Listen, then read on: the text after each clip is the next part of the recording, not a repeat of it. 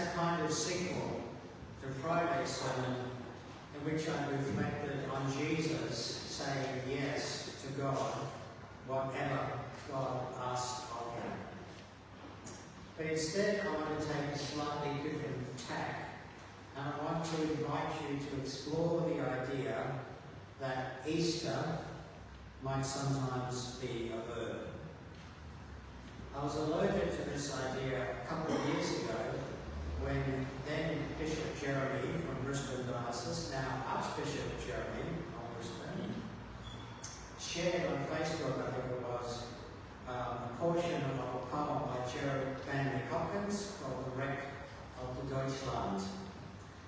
The poem was composed by Gerard Van Hopkins as a homage to 5 Franciscan Catholic nuns who drowned when the Deutschland ran ashore on a sandbar off the coast of England on the 7th of December 1875. And as I quipped in one of those unscripted asides at the early service, the paint here might still have felt fresh, and the organ would have been a bit smaller, but certainly brand new at that point in time. These nuns had been evicted or expelled from the German Empire as part of an ongoing conflict between the Kaiser Wilhelm, and the Pope. So the nuns had been sent packing, and they drowned before they made it to safety in England. Towards the end of the poem, Hopkins puts these words on the lips of the drowning nuns. Let him Easter in us, be a dayspring to the dimness of us, be a crimson crescented east, more brightening her, rare dear Britain, as his rainbows. Pride, rose, prince, hero of us, high priest, our heart's charity, hearth's fire, our thoughts' chivalry, throngs, Lord. Let him Easter in us. So we're familiar enough with the idea that Easter is a noun. It's Easter. We are at Easter after all.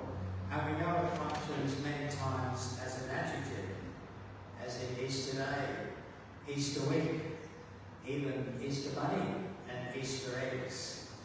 But can it be a verb?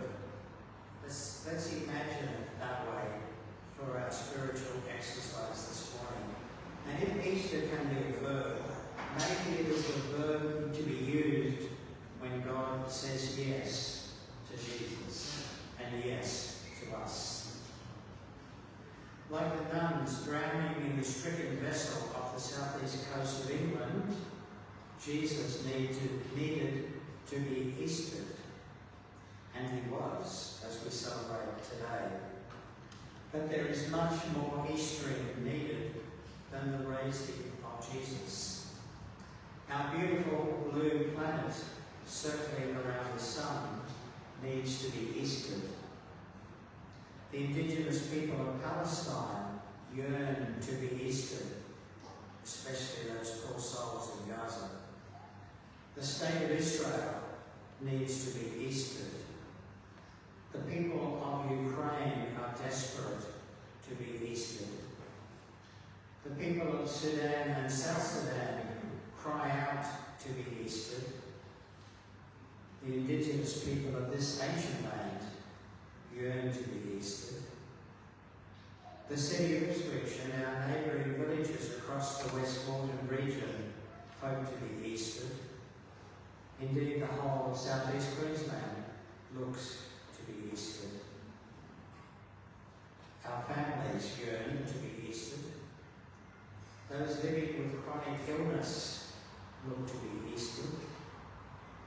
Those lingering at the end of their lives yearn to be Eastered. And the diverse Christian community across our nation needs to be Eastered.